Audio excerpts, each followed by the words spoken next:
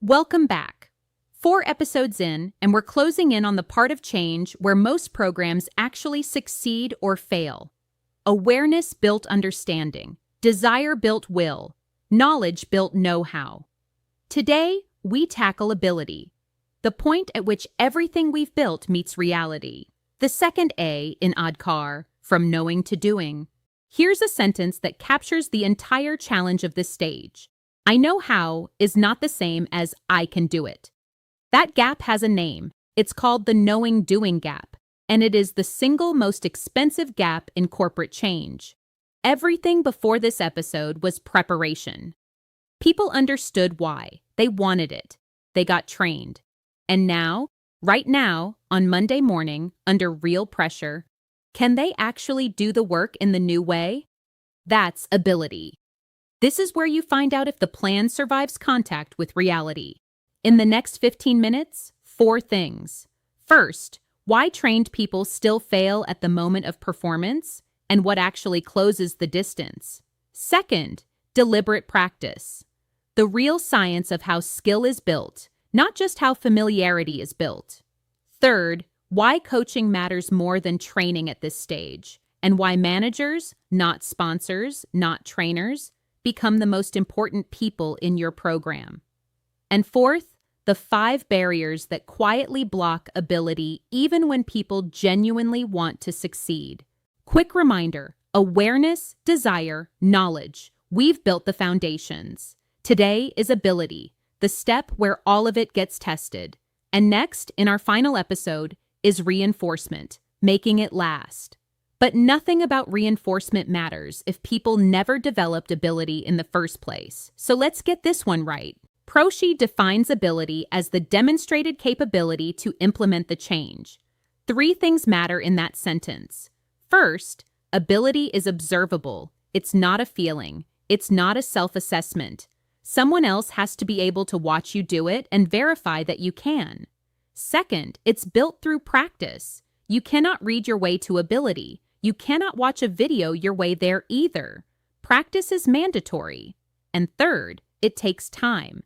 Even with perfect training, performing under real conditions takes repetition. Plan for that, don't hope for it. Part 1. Why trained people still fail. People understand the change. They want the change. They finished the training, and they still can't do it. Why? Prosci research identifies 5 barriers that block ability. Learn to spot these, because every one of them looks like resistance on the surface. Barrier 1, psychological safety. Fear of looking bad while learning something new in public. Barrier 2, physical environment.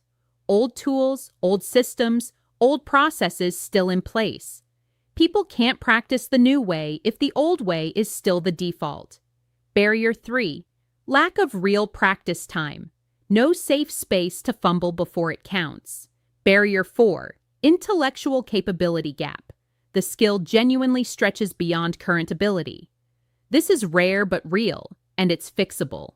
And barrier 5, personal circumstances. Health, family, workload. Life outside the change. Here's the insight that will change how you see your program. Most so-called resistance at this stage isn't resistance at all. It's one of these 5 barriers wearing resistance as a mask.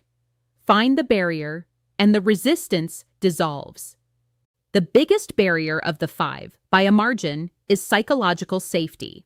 Harvard researcher Amy Edmondson has spent decades proving that safety is the single strongest predictor of team performance. And nowhere does this matter more than when people are trying to learn something new. 2 environments. In an unsafe environment, the message is, don't embarrass yourself. People default to the old way. Questions feel risky. Mistakes get hidden, not shared. And ability never actually develops because nobody's willing to be seen fumbling. In a safe environment, the message is different. Try it. Share what happened. People experiment openly. Questions are welcomed. Mistakes become lessons for the whole team. And ability compounds fast. Your job as a leader this month. Make it safer to attempt the new thing than to keep doing the old thing quietly. That one shift changes everything. Part 2, 7 practices to build real ability. What actually turns knowledge into repeatable, confident, real-world skill. Practice 1, deliberate practice, not just practice. Anders Ericsson spent 20 years studying world-class performers across every field: musicians, surgeons, athletes, chess players. His conclusion: the difference between amateurs and experts isn't time spent, it's how that time is spent. Deliberate practice has 4 elements: a specific goal, not get better at Copilot, but write this weekly report 50% faster; immediate feedback, a coach, a peer, or a rubric that tells you how you did right after you did it. Just beyond current skill. Easy practice teaches nothing. Too hard practice breaks confidence. Aim for the edge and repeat with refinement. Do it again, slightly differently, based on what just happened. 10 hours of deliberate practice beats 100 hours of going through the motions. Practice 2, coaching beats more training. Here's one of the most counterintuitive findings in change management. Once knowledge exists, once people have done the course, watched the videos, read the documentation, more training yields almost nothing. You've hit diminishing returns. But coaching? Coaching delivers roughly 4 times more ability than training alone. 4 times. What does coaching look like practically? First, observe someone actually working. Not performance reviews, real-time, side-by-side. Second, name one thing to try differently. 1, not a list. The brain can only improve on one thing at a time. Third, debrief after, not during. Let them finish the task, then reflect together. And fourth, celebrate the stretch, not just the win. Reward the attempt at the hard thing. That's how courage to try compounds. Practice 3. And this is the one most programs underinvest in. At the ability stage, the manager matters more than the trainer, more than the sponsor, more even than the CEO. Why?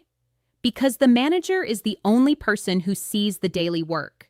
They're the first to notice when someone reverts. They're the only ones positioned to coach in real time. And they set what's actually expected day to day, which is more powerful than any policy document. What must managers do? Block time for practice and protect it from operations. Coach one-on-one at least twice a month. Set clear new expectations and, this is critical, stop rewarding the old ones. Spot people reverting quietly and re-engage them early, before disengagement sets in. And ask about the change in every one-on-one for the first 90 days. Not once, every time. Practice 4. Remove the friction. Don't demand willpower. BJ Fogg at Stanford's Behavior Design Lab puts it simply: if you want people to change, make the new way the easy way.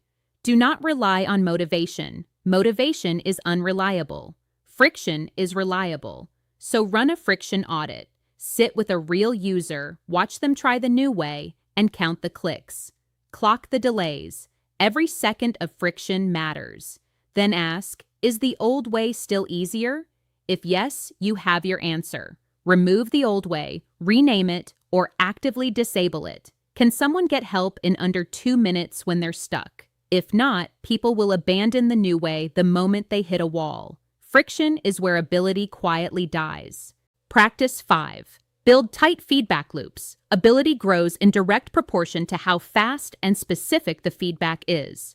Compare 2 approaches: slow feedback, annual review cycles, quarterly check-ins. By the time feedback arrives, the lesson is lost. Habits have formed, whether right or wrong. People self-correct blindly, sometimes in the wrong direction.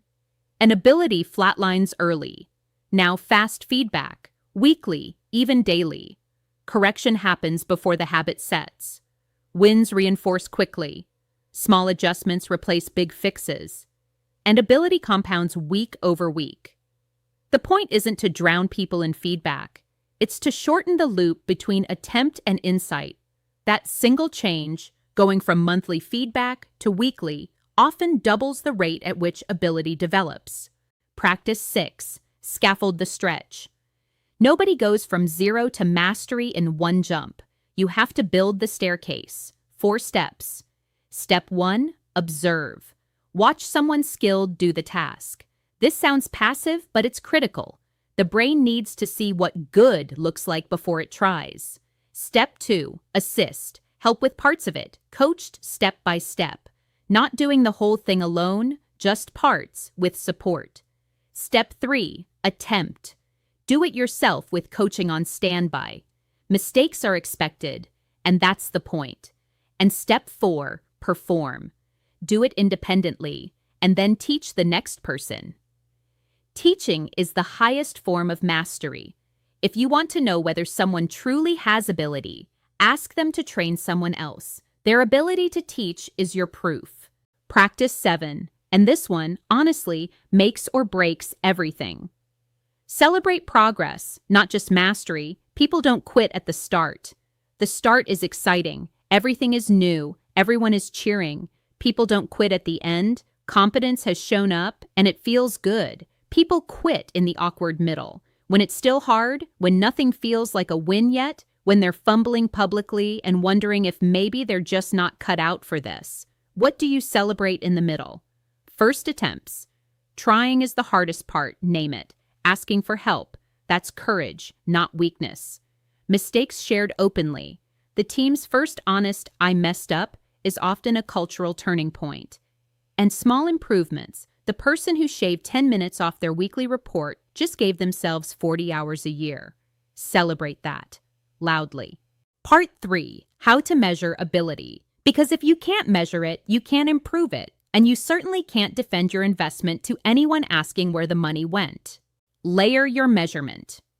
Each level tells you something different and essential. Layer 1. Observation. Can you actually watch them do it? Shadow real work. This is the highest fidelity signal there is. No survey can replace watching someone perform the task. Layer 2. Usage data. Are the new tools actually being used? Adoption dashboards, logins, feature usage, throughput.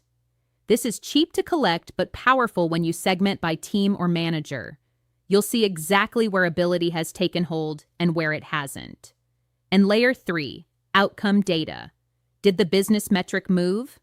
Time saved, errors reduced, revenue shifted. This is the ultimate proof.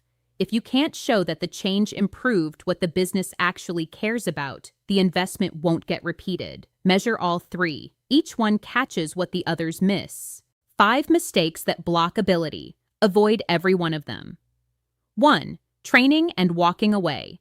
The training ends and all the support disappears, exactly when it's needed most. Plan for 90 days of support after training, not 0. 2. Punishing the mid-skill fumble. If trying costs more than reverting, people quietly revert. Every single time. Make trying safer than staying still. 3. Ignoring the daily workload. People can't practice a new way of working when they're still expected to deliver last year's output plus the new way. Something has to give. 4. Coaching only the strugglers. Your best performers need stretch coaching too, otherwise they stagnate, or worse, they leave. And 5. Declaring victory too early. Doing something once under ideal conditions isn't ability. Repetition under real pressure is.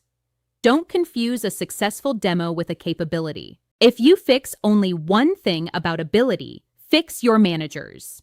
Here's a 90-day enablement plan that works. Days 1 through 30. Equip them. Brief managers on the change, on the expected new behaviors, and on the coaching playbook before any of their team members walk into training. Managers should never learn about the change at the same time as their teams. Days 31 through 60. Enable them. Twice monthly coaching clinics where they practice the coaching itself. Peer manager huddles where they share what's working. Office hours with the change team. And days 61 through 90. Hold them. Track adoption by team. Review with each manager in their one-on-one. Celebrate the leaders whose teams are actually progressing, because what leadership celebrates is what the organization starts doing. Here's your ability checklist. Before you declare adoption, walk through this with your change team. Is practice time protected, not assumed? Has psychological safety been explicitly built, not hoped for? Does every person have a coach, not just a trainer? Has the old way been actively removed or renamed, not left as the default? Are feedback loops weekly at minimum? Is progress being celebrated, not only mastery? Are managers equipped, enabled, and held accountable for their team's ability? And do you measure observation, usage data, and outcome data, all three? If any of these is no, don't move to reinforcement yet. Fix the missing piece first. Let me leave you with a vignette you will recognize. A finance team learns a new AI-powered reporting tool. Training is complete. Everyone passed. 30 days later, 70% of the team is back in Excel. The sponsor is furious and wants to know who to blame. The answer? Nobody. What went wrong was every ability principle we covered today. No practice time. They were trained on Friday and back to full workload on Monday. Managers didn't coach because they hadn't been enabled themselves. The old tools still worked perfectly, no friction removed from the easier path. And when the first person made a mistake, they were corrected in front of the whole team. So nobody ever tried in public again. 4 failures, 1 predictable outcome. Fix these 4 things, and the same change succeeds. It's that specific. 3 things to take away. First, knowing is not doing. Training builds knowledge. Only practice, deliberate, coached, and repeated, builds ability. Plan for the gap. Second, managers are the real change agents at this stage. More than sponsors, more than trainers. Invest in them before anyone else. And third, remove friction. Don't demand willpower. If the old way is easier, people will take it. Your job is to make the new way the path of least resistance.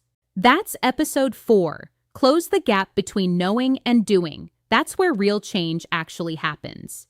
Next, our final episode, we tackle reinforcement, the R in ADKAR. Because everything we've built can still regress, and the leaders who know how to lock in change are the ones whose transformations actually last. If this episode helped, subscribe, share it with the managers in your life, and I'll see you in episode 5.